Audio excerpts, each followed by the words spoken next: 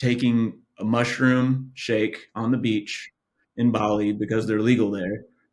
They put psychedelic mushrooms into a blender with Fanta, like orange Fanta soda, and they blend it up, and then you drink it, and then you're high as hell for like 4 hours. And our idea was to film ourselves taking those mushroom shakes and then exploring downtown streets of Bali. And it did not turn out very well. We were basically like silent, hunched over, being like, "This was a terrible idea. What were we thinking?" And we were hanging out with some girls then too, and they're like, "What were you guys thinking?"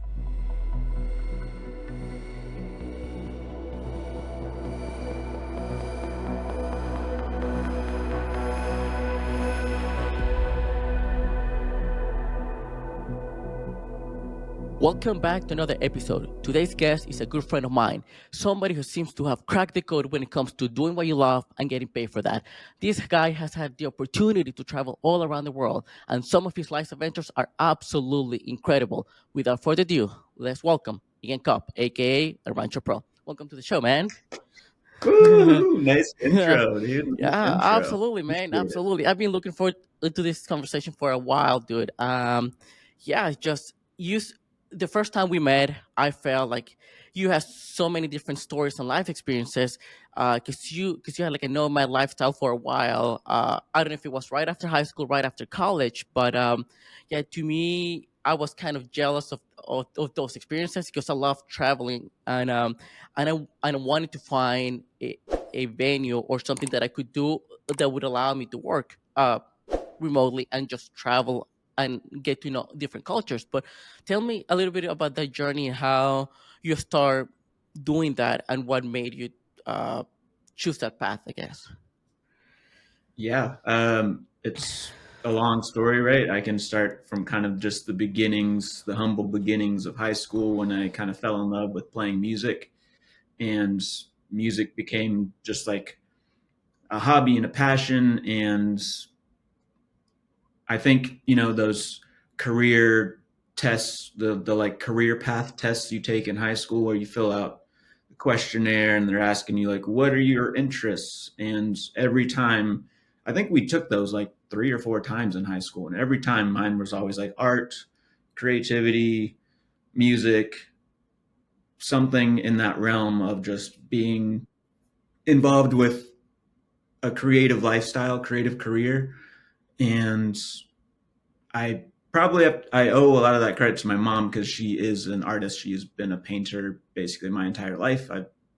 I've lived half and half with her and my dad, and when I would go to her house, I would just be surrounded by paintings. It's just like there's paint on the carpet, there's paint on the walls, there's like canvases everywhere. So being immersed in that creation mind space, I think from her definitely kind of gave me the permission to just do that, just use more of my life energy and attention towards that goal because I was so interested in it. I just kind of like, what can I do creatively that will fulfill that passion? And music was that first thing for me in high school.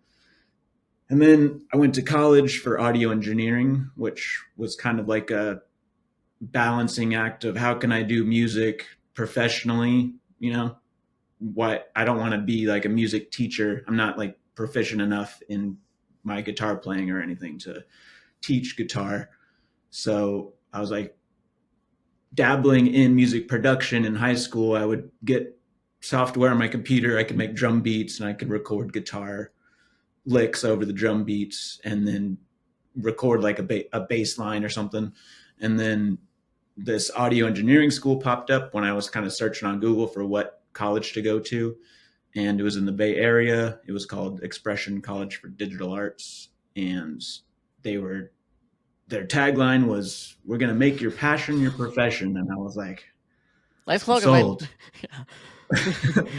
But it was very expensive. And it was also a nice kind of like jump away from Austin because I was born and raised in Austin.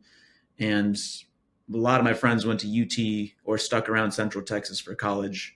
And I was jealous that they got to kind of like stay here and hang out with each other. But going to California for that audio engineering school was probably one of the best decisions I ever made, because I got to be immersed around other people that were just like hungry to make their passion their profession. And like, there were musicians there, there were, you know, audio engineering is recording musicians in the studio mostly. That's what it is. And so a lot of the curriculum was based around that. But I end up meeting a bunch of other people that played music, and we would just jam together. We'd play music, and there were also some kind of like visual people there at the school. There was like animation and motion graphics as well mixed in. So it was just like nice, creative mixing pot of visual and audio stuff happening all the time. And that was fantastic experience, right? It built kind of like this foundational confidence of careers can be made in this field. Like, that's what everyone's there to do. The teachers there were, I guess that was their career now. They were teaching, but they maybe weren't as like in the industry themselves, right? But they had all worked with bands, and that's how they got the job, is because like they had worked in that profession, and now they were like professors or teachers. And so I was kind of like, I can do this. And so after college, I was kind of struggling to find work in the Bay Area, and I would just go on Craigslist, and I was really into audio post production, which is like for video, you need to add sound design or music, sound effects, all that stuff to make the video feel more immersive and captivating, right? So, yeah. And so that was my thing. I was like, I'm not an audio engineer. After college, I was like, I don't like working with bands. I don't like kind of like recording, and uh, I don't know. I liked it enough, but it just felt like there was like it was kind of saturated maybe. Like, all of the audio engineering jobs were already taken, because everything was moving to the laptop, right? Everything was moving to the home studio at that point. This was like 2010 when I graduated, 2009. And that was also the recession of '08 had just happened. So I think that was part of the struggle to find steady work for me in the Bay Area. And so I was just on Craigslist, and I was like, I will do your short film audio post production really cheap. And I got like enough gigs to barely like make ends meet and pay rent for a while. But then this opportunity came up from the school. They sent an online job application from a studio in the Philippines. It was called Bigfoot Studios. They needed an audio post production person, a music producer person too. And I was like, nothing's happening for me here in the Bay Area, so I'm going to take a chance. Like, the the pay was not very good, and it was halfway across the world, right? And it was kind of risky, but there was more risk just like staying where I was. There was like more risk not taking that chance. So I got to the Philippines. I started making music at the studio. I was like learning. There's a couple of people there that were mentors for me, a couple of audio engineer type people that were doing the post production on the films and the TV shows there, that had worked for like 30 years on like Academy Award winning, Emmy Award winning uh, shows and movies. And that was another like confidence booster. Like, okay, these people are telling me like you can be successful doing this thing that you love. And the younger people there were just other interns that had come from film schools around the world: Australia, Canada, the UK, America. Like, everyone was there that was like mostly fresh out of film school, and they were either doing camera work or editing mostly, and or like story producing for like these weird reality shows about underwater modeling. That was kind of like the thing. Is like the owner of that company. He was crazy. His name was MG, and I think he made a lot of money with like Amazon stock or something. And so he built this film school and film studio in the Philippines, and he had made a name for himself taking underwater photos of models that were actually quite stunning. They were like surrounded by tropical fish and like in coral reefs, and uh, it was uh, it was pretty cool to see his photos. But he then wanted to transition that, I guess, to being like a movie star or like a big director or something. And so he hired a bunch of people to come in and make reality TV for him. And so I kind of like helped make the music for that, for some of those shows, and then hold the boom pole on the like bonka boats that were out on the coral reef when models would jump in the water, and then like the art department would be in there and like they'd be making sets. I'd be on the like bonka boat trying to get the audio of the drama that's happening when they come up from the water and they're like, "Hey, that didn't go right. Like, what are you thinking? You got to move that spider web behind the model." I don't know. It was weird. It Yeah. was a weird show, but uh, that was all just like more audio and music professional experience and just like a world of making stuff for a living, right? And like being creative. And a lot of my close friends there became, fellow interns that were doing side projects on the weekends. They needed a sound guy to make their short film on a Saturday, and I would show up and I would help out. And so immersing myself then and saying yes to those projects also was just more momentum building of like, okay, people, like, I'm just seeing how people are doing this, right? I'm just observing, like, they're coming up with script ideas, and then they're like, they've got these cameras and they're filming scenes and drama and conflict and character arcs and stuff, and they're having fun with it too. And it was really fun for me to just be there as a sound guy, kind of observing and helping. And so that all led to, it was like stair step confidence of foundation of just like this like rock solid building block underneath me of like, okay, like there's all these people that I've observed that are making their passion their profession. Again, I'll use the tagline from school, right? And yeah, it was it was amazing. Like the Philippines was like, I described it as a master's education in TV and film work for me, because I worked on things that basically no one had to see, like because they were all bad. They like, I would not pull one of these like shows up and want to show you right now because it was not good. So it was low stakes, right? Yeah. I got to make stuff and make mistakes on it, but I wasn't fired because of the mistakes I made or because the show wasn't good.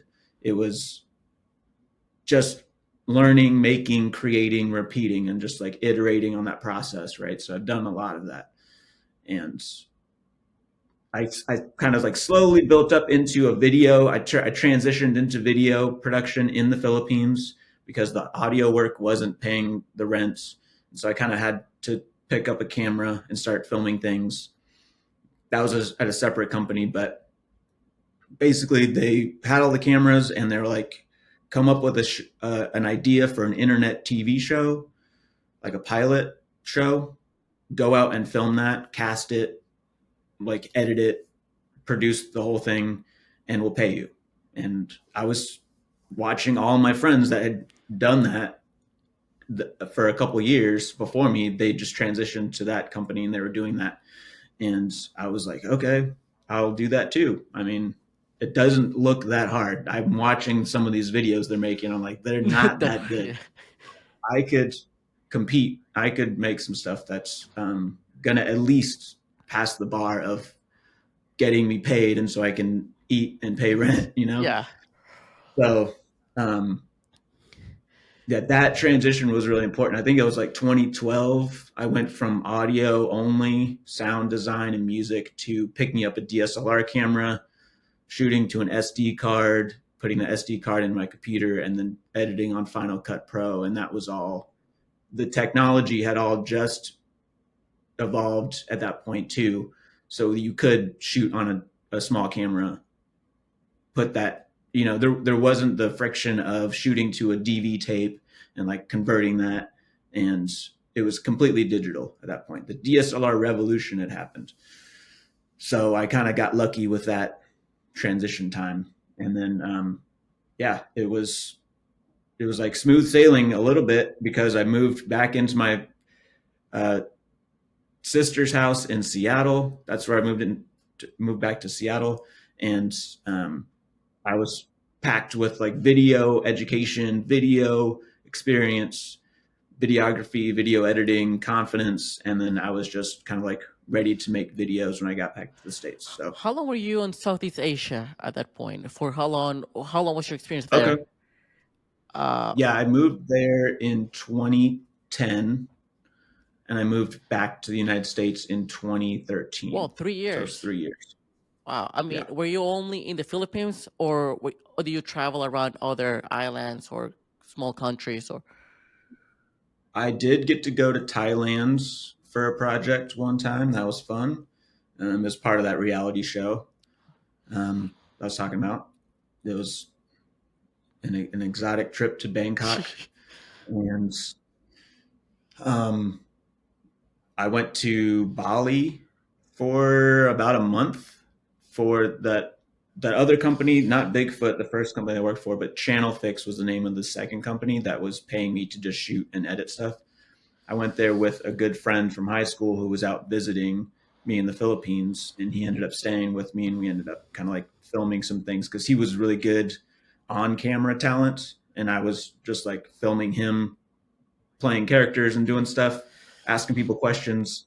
And so me and him went to Bali for like 28 days and filmed 12 or 13 different pilot episodes of things ranging from like asking two girls to wear banana suits and run around Bali drinking at different bars and like running on the beach to what else did we do? We did we found a guy that ran a bar in Bali, and he was kind of infamous for, I don't know, just like his debaucherous kind of crude way of running the bar, and he would get hate mail, and so we made a show about him reading his hate mail. It was just like anything. It was just really fun to kind of be there with my buddy, my good friend Sam from high school, and we just kind of like fed off each other and got to be creative, coming up with different ideas, and it kind of naturally spilled out. By the end of the trip, we had done all of the like we had fulfilled our quota of all of the projects we needed, but we didn't have all the ideas going into it. We yeah, kind of got to feed off each yeah. other, so that was cool. That is interesting. Out of your story, I got a few points that really, uh, I wouldn't say shocked me, but really, I understand more now. So when you started all this being creative was 15, 16 years ago, right? It wasn't as mainstream or as popular or as accepted as it is nowadays, right? Now everyone wants to become a creator, everyone wants to create video content, all of that.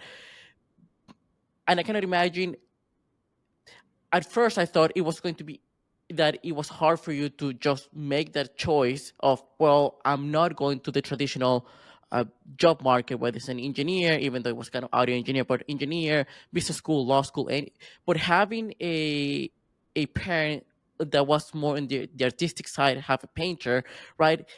It almost like allow you to be more free when it comes to choosing your own path. And the other thing I got from the story, which was very cool, is just your willingness to take risks. Because I'm very risk adverse. I'm always trying to learn from people who are more risk takers. And the fact that you took two massive one to go to the expensive school in San Francisco, right? And they say, hey, well, everyone is staying in Austin or at least in Central Texas, but my passion, my idea, what I want to do for a living is up there. And then just moving across the country. I mean, moving across the world after that. Just going to a place where you don't even know the language, people, anybody. And yeah, when you're young, you're you're more willing to take risk. But even that one is like a massive, massive risk. I mean, what if it's all fake?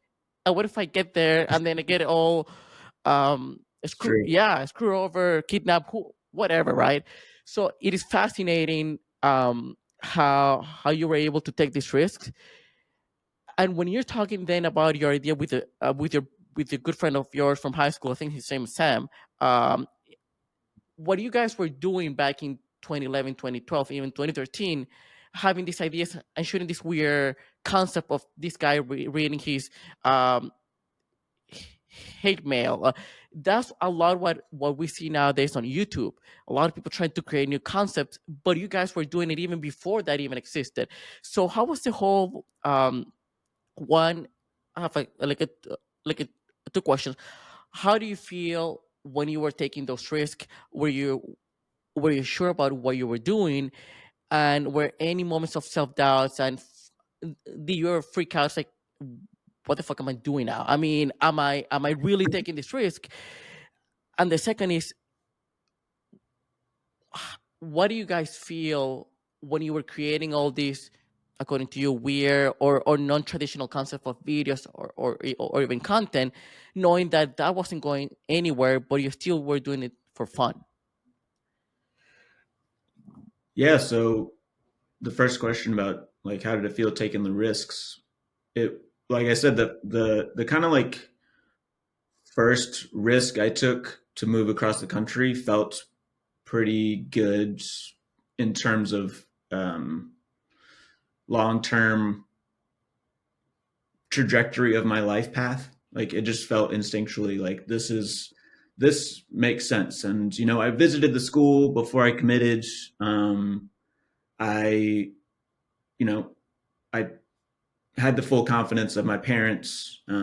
My sister actually helped me visit for the first time, and she was on board. So there was like um, family confidence and like family momentum pushing me a little bit towards to like you should try to do this because I graduated high school. I tried to get into UT at as a classical guitar major, and I failed the audition. Like I went into the audition basically unprepared because I wasn't a classical guitar player, but there wasn't like an audio engineering music production path at UT. So I was like, this is the next best thing. I could just play guitar. And I basically got embarrassed at the audition. There's like a panel of people, and I started playing. I played one really simple thing that was traditional, and I kind of played this other thing. And I was like, this is a little untraditional, but it shows off more of my skill. And the main guy like stopped me before I even got like 10 seconds into the song.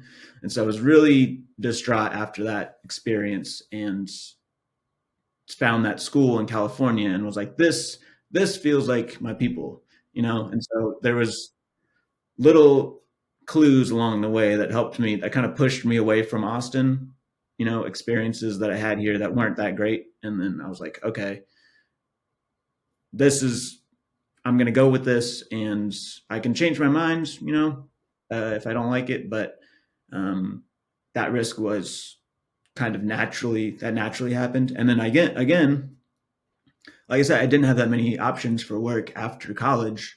And so this one job in the Philippines, it was like audio post production and music producer. It was like those are the two things I really like to do in college.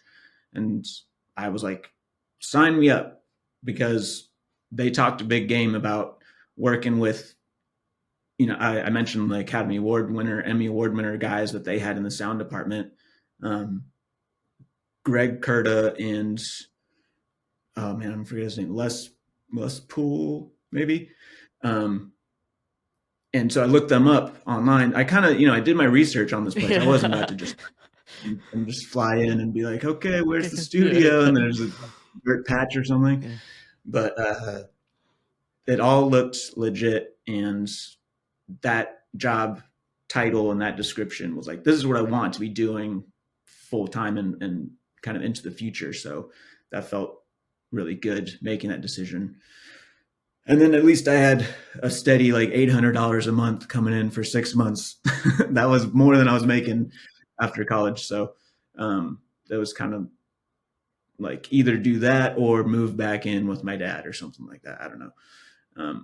So I was kind of pushed out of the Bay Area, like I was pushed out of Austin in a natural way.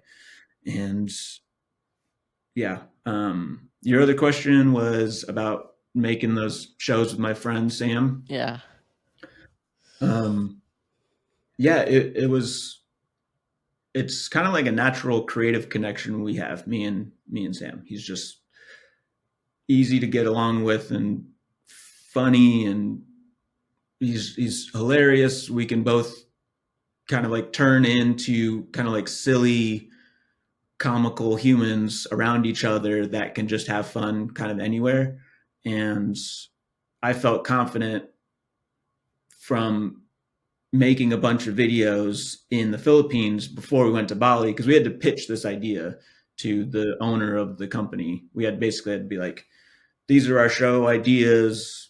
This is how long it's going to take. This is how much it's going to cost. Can you buy our tickets and send us with cameras? And he said yes. And so we showed up, and we did have the contact ahead of time with the guy that's the bar owner. His name's Nathan Johnson. He was the best person you could know in Bali. Like, I forget what's the main. There's the main town of Bali that's like super touristy, and it's like surfing town. Everyone goes there first. I forget what it's called. It's like the biggest town in Bali, and he ran one of the biggest bars in that town, and so he's really well connected.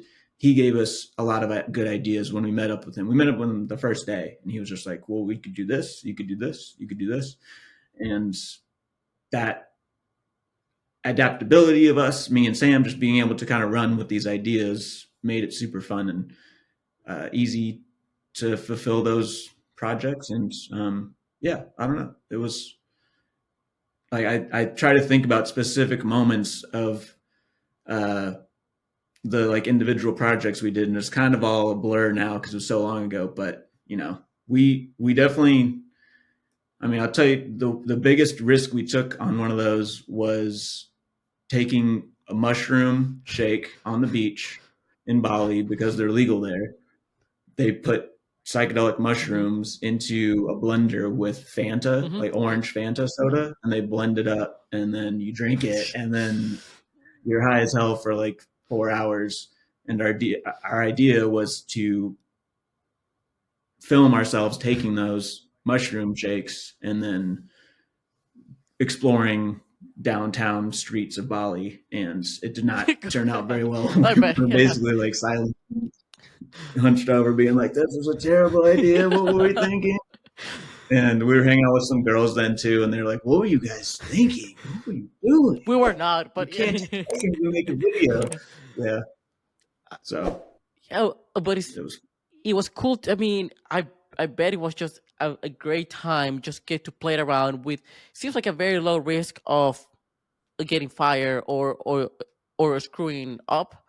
And I think that what happens nowadays, or even for a long time now, people are too afraid of just playing around and goof around and try to see what works and what doesn't. And that's basically me.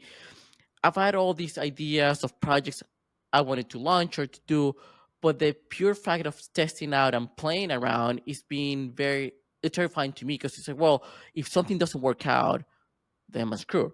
When in reality, it's like, dude, especially since I'm not a very creative person, talking to somebody who is extremely creative, seeing how one silly dumb idea can then create another one great down the road, but then you need to get those flows going. So how do you get into that creativity flow, and how do you prioritize which projects to pursue and which ones to put on hold? That's a good question. I like currently, it's 10 years since that Bali trip, and I have probably 3 or 4 projects that I'm juggling right now that are big projects, like hours and hours of footage that need to be cut down into 5 or 10 minutes for a finished video. And those are daunting to me because there's part of me that wants to make the perfect video, right? And there's part of me that's just like, I need to find the space in my mind to let it naturally consume other forms of media and especially music. Music has, like, since I was in high school, right? Music's been this like foundational driver of creativity for me. And if I can just, listen to Spotify, or I use YouTube Music and shuffle different songs or play a radio station off of a song that I really like, and I stumble upon something new, and it kind of it takes me to another headspace, um, emotionally and physically. I can kind of imagine, oh, this could work with those visuals that I filmed for that one project a couple months ago that I haven't really gotten to yet. And those moments, I try to let those things happen naturally if there's not a pressing deadline on the project. If it's a couple of these things are just personal projects, like one is my wedding video that we shot during the wedding last month, and then another one's my bachelor party video, which we shot last year. And I've made a couple videos from those batches of footage so far, but there's kind of like an expectation from my friends and family to see like a larger piece that's like, yeah, 30 minutes probably. That could happen from all the footage that's included with these. And so I'm trying to balance a need to finish those personal projects and letting the inspiration come to me, with kind of like trying to find the music to guide me. That's kind of been my crutch a little bit, is like, wait, if I find that music track, I can just play place the visuals on top of it and feel it out and kind of move things around until it feels right. And that is, it kind of like carves a path forward for me, the music sometimes. And with client projects, it's just like, oh shit, the deadline's tomorrow. Well, I'm going to crank out a video and send it off, and hopefully they like it. Um, Sometimes music does carve the path for those, but sometimes it's just about getting in there and being like, micro goals of, I'm going to get the first 5 seconds looking really cool. And then I'm going to get the first 15 seconds looking really cool. And then once there's momentum of like 15, 20, 30 seconds of the video, depends on how long this video is supposed to be. Sometimes it's only supposed to be 30 seconds. But I'm like, okay, of all of the footage and the source material that they've given me, am I making the best choices with which shots to use when? And I feel like the years of doing these videos over and over and over again, like you were saying, the trial and error and making stuff and learning and creating and repeating, that has given me an instinct for, this shot is working here. And I can confidently move on to the next moment in the video. I've experienced enough kind of editing moments where I make a video and then I'll show it to someone and I'll kind of watch the video with them and observe, like, oh, okay, they're losing interest here, or they really liked that moment there. And that mixed with my own sense of taste and what I think is worthy of someone else's attention, has led me to, yeah, just like being able to crank out a client video in a day or two if I need to. And also sometimes get really stuck in making my own personal projects happen, the longer form versions of them. So there's quite a bit there for you. So here's the thing: you've been working on video for 10, 12 years, roughly, right? And Mm-hmm. and you know a lot of inside and out when it comes to video editing, creating. But how challenging has it been for you, especially lately, knowing that people's attention spans have decreased quite a lot? And today's day and age, when it comes to either an Instagram reel, a TikTok video, a YouTube video, whatever, you need to catch their attention very quickly within the first 5 seconds, and then keep them engaged throughout the whole video. Especially maybe not for your personal projects, because when it comes to wedding or your bachelor's party, that's more for family and friends. But when it comes to clients, how do you approach and that challenge, and what have you seen over the last 6 7 years, and how have you adapted when it comes to people's attention. Sure. Attention spans are incredibly short these Yes. days. I have that same problem. I'll be on Instagram Reels and I'll see I'll see 1 second of a video. I'm like, I don't want to see that. Yeah. It's either my attention span or my sense of this. I've seen this kind of video before, and I'm not interested. So I think you're balancing those two things too when you just put a video out into the world. Is like, are you going to be able to capture someone's attention and hold it, or are you even going to be able to reach that person that is even interested in your content in the first place? And it's there's only so much strategy you can do with what platform your video is going to be on. If it's going to be on Instagram or TikTok, obviously you need to be quick cutting, the first couple 5 seconds, or really something visually appealing right away. Um, One of my clients is Teatro Zinzani, which is kind of like a mini Cirque du Soleil wine and dine experience in Seattle and Chicago, and they do a lot of promotional material on social media, and they have a lot of cool acrobatic stuff that happens, right? It's kind of like Cirque du Soleil. So there's trapeze, there's people on roller skates. There's a dude on a roller skate, like spinning in the middle of the stage. And then there's a woman holding onto his tie that's suspended out in front of him, and she's spinning like this. And so I was like, well, I mean, that's one of those things that's, if this doesn't capture someone's attention in the first couple of seconds, like showing this moment, I'm not sure what will, like try to go confidently with, that brand's identity. Their identity is like eye popping entertainment of humans doing something real right in front of you. So it's kind of like, why don't we show that right at the top of the video to try to hook someone? And then we can kind of explain what Teatro Zinzani is after that. Right. And so for social media, I'm definitely leaning heavily into quick cutting in the beginning for sure. And then after 10 or 15 seconds, you can kind of slow down and let it breathe and kind of explain more about what that brand or that company is about. Because if you got their attention on social media after 5 seconds, you probably are going to keep their attention if they're still interested. And then for YouTube, that's a different platform that I've put videos on. That's a whole different ballgame, right? Because that's the thumbnail and title are so important. If you can't get someone to click on your video, there's no chance they're going to watch it. But the first 5-10 seconds are really important to do, basically like reassuring that person that just clicked on your video that they are going to get what they're expecting.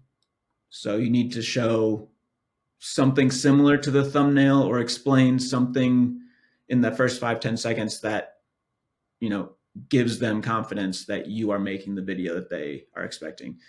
And I just did a video. I just helped co-direct and edit a music video for an artist named Brittany Davis. And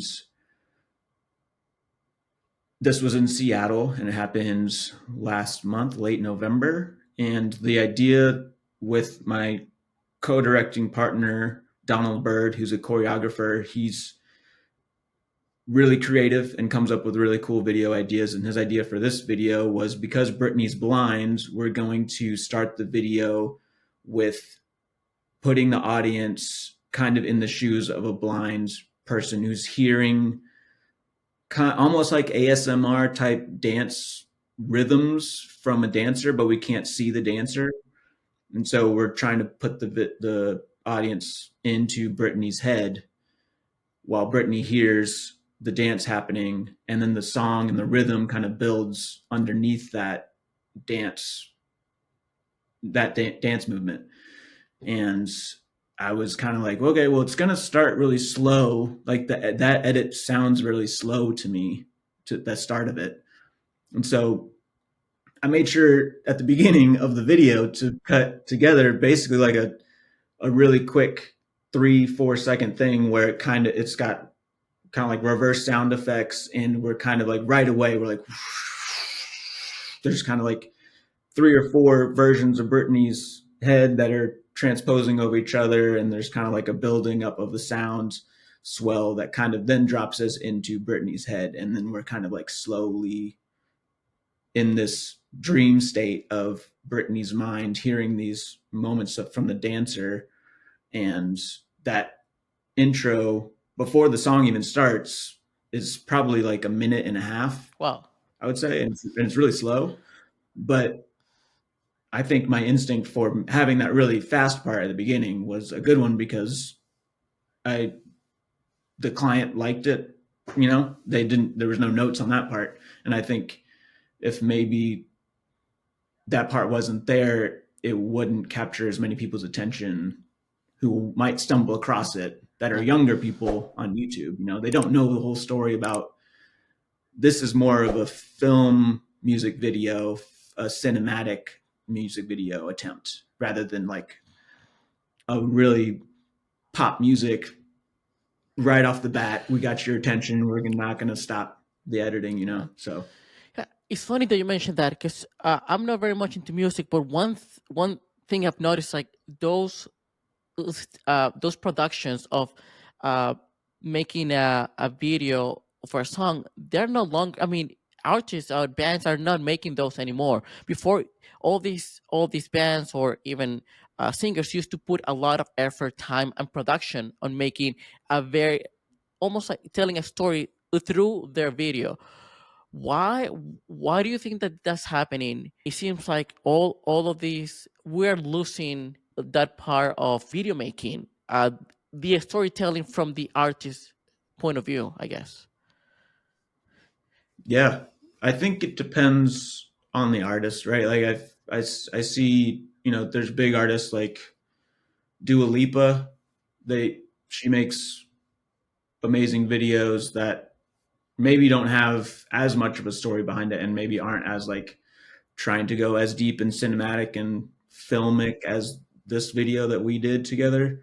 But I think music videos are just another form of expression for the director and the artist. And I think there's still such a wide range of them coming out that, um, yeah, I don't know. I still see story involved in some music videos, but I think because there's just so much content, there's just so much out there. We're inundated, we're immersed in up to our eyeballs in it, and it's hard to catch those really quality videos sometimes when You're we're the bombarded. platforms that we go on. Yeah, we're bombarded with the stuff that we already like because the algorithms know us.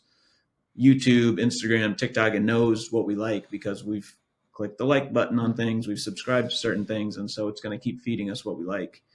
And so that has prevented, I think, the quality, some like the natural discovery of quality videos. It's harder now. Yeah. Yeah. So, what has been your most either fulfilling or challenging project that been that you work on? It could be from a skill set perspective, or it could be logistically. But yeah, in the whatever 10, 12 years that you've been doing this for a living. Yeah. One project's hard to choose. Um, I think there was one dance film that I worked with Donald Byrd on, same guy that worked with on the music video I mentioned. Um, Donald is in his 70s. He's been choreographing dance for, I don't know, 50 years or something. And getting to work with him is, it's just kind of like this honor and privilege to have someone that's been around entertainment for so long and storytelling and dance as movement, as character building, and what intricate moves mean certain things to the audience when they see a move happen. You might not consciously know what it means, but you can feel it. And he's kind of described that to me before. So one of the films we worked on, he this was during COVID too. I think it was early 2022, maybe. Um, he wanted to build this giant wooden structure out in the middle of a field and create kind of like it was almost like the movie Midsummer. I haven't seen Midsummer, but there's kind of like this cultish vibe of a community that's out in the boonies, and they just kind of congregate around big structures and play tribal music and move in these ways collectively that are spiritual experiences for everyone. And he built the structure in the field, and he he flew me out there to Seattle, and he had 13 dancers choreographed for a daytime scene and a nighttime scene. And the idea was for them to be one take videos. And I have a gimbal, a stabilizer, so I can get really smooth shots with my camera. And we started with them, like emerging in a single file line out of the forest. And then we follow them to the structure. And then this, I forget how long, 20-minute long dance happens around the structure. And that experience was physically the most demanding for me because I was basically dancing with them, moving. I had to be choreographed. I had to know their choreography so well that I wouldn't get in their way, and I could frame them in a really appropriate way depending on what scene it was. And so there's a lot of rehearsals. There was like the weather was an issue. It was raining sometimes. Um, the lighting was constantly a challenge, and I was just really proud of, I don't know, kind of like being immersed in the dancers, because we had done two dance films before that, me and Donald, with the same dancers, and this third one was the first one where I was almost a dancer with them, right? And it just felt I don't know. I like to dance and I like to move, and I like that immersive experience that I could take the audience on, right? Like you're there's no faking it. You're part of this ritual that these people are doing, right? So that would probably be the number one project that where I was camera operating. I was kind of co-directing, I would say, because I was having to make the decisions of where the camera would be. And our process is basically like I hand Donald a little monitor, and my camera is sending him the signal. And so he can tell me if something looks off, but I'm just going with my instinct of what I think looks good. And so there's kind of a communication and co-directing thing happening there. And I also edited that. I had to cut a couple times. It wasn't exactly a one take video. There's a couple moments where I was like, I gotta cut that part. And so we did multiple takes, and so I kind of like would hide cuts here and there. But yeah, it felt good to be, the camera, co-director, editor, and have that piece turn out really well. The whole thing, man. Yeah. So, do you like to work more on independent projects, or is your sort of like long-term goal to be in this massive production uh, projects? So, what's your feeling? What's your take when it comes to doing what you love, what your career is for the next 5, 10 years or so? Yeah, I think I've always been just like solo creator guy at heart who likes taking what he has around him and making the coolest thing he can with it. But along the way, I've been put into situations where I've gotten to experience, bigger productions and bigger production value sets where more can happen. There's more characters, there's more set scale and scope, there's more lights, there's kind of a production designer, like those things all add to the experience of the final piece. And so I think trying to balance that has been really natural the past couple years, where I've occasionally got to work on these larger sets for this music video a few weeks ago in Seattle. That was a larger set because there was a grip that got to help with lighting. You know, usually I'm just setting up lights and filming stuff my own, but I also had a camera operator. I didn't have to do the camera. Um, we had a bunch of dancers. We had a set person. Those that crew that you have enables a finished product to be bigger than the sum of its parts, right? But there's also something special about just like taking my camera on a trip with me and my friends, filming a few hours of footage, and then coming home and then editing it myself and showing it to them, and knowing that they're gonna remember those moments for a long time, because I've the whatever music or whatever kind of dreamy spacescape I've created and out of those memories will kind of live on in their minds for a long time, and will kind of tie us together as people, you know? So there's a passion for just like still creating like video memories of me and my friends and family as well, which is just like mostly me, smaller production value stuff. And then like I would love to keep doing on occasion kind of like a bigger music video or dance film or documentary sometime. That's awesome, man. That's cool.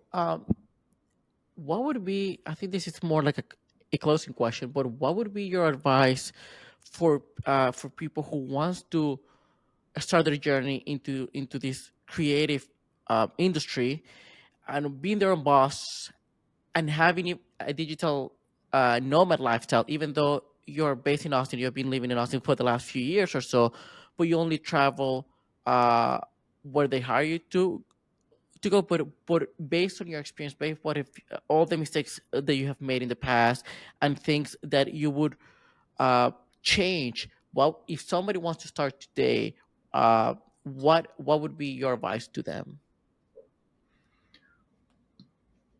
Probably my biggest piece of advice for someone that wants to start some kind of creative profession today is immersing yourself around people that are already doing it. That when I think back to my experience, that's what gave me the confidence to keep going, and being around people that are just they're just relentless. They're just like, I'm going to make this film on Saturday and Sunday even though I got a Monday through Friday 9 to 5 job. Those people are contagious, right? That passion for creating is contagious, and once you see it happening in front of you and you see these people doing it, it almost becomes the veil is lifted on the mystery of how do these people do it, and you just be around them, you just hang out with them and try to make friends with them, try to um, see what their processes are, what kind of gear are they using, what gear are they not using, like, oh crap, like I thought I needed a really expensive camera to be a filmmaker, but no, you don't. um, that would probably be my number one tip. And then I was trying to think about what my advice would be before our call, and I thought earlier that I was just like, find your passion, just find it, and it's not that easy. It's like I know so many people in high school that they were they were kind of into music, or they were kind of into theater, but something about the long term trajectory of you know where college takes them and then where their first job takes them, they don't end up following that passion. So it's hard to give that advice of just find something creative that you like to do and stick with it, because it's not that easy. I was very lucky to find music as like a 15-year-old freshman in high school. I just really loved playing Incubus songs in my bedroom. That was what I did, and it made me feel there was some kind of like it was almost a religious experience when I would play guitar and I'd make the same sounds on my guitar that I was hearing on these CDs.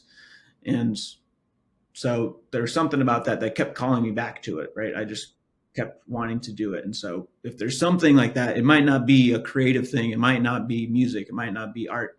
If there's something like that in your life, it might be fitness, it might be cooking, it might be, building Legos. I'm not sure, but there's something that I feel every person, at least for a certain part of their life, can experience that kind of like out of body a little bit, like larger than your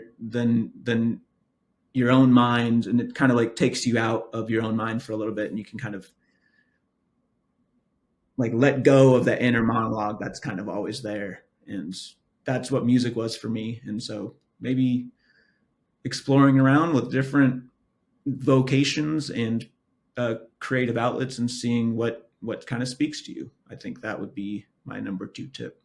Love it, man. Just finding something that you really like and then find people that are doing the same thing and feed off of them.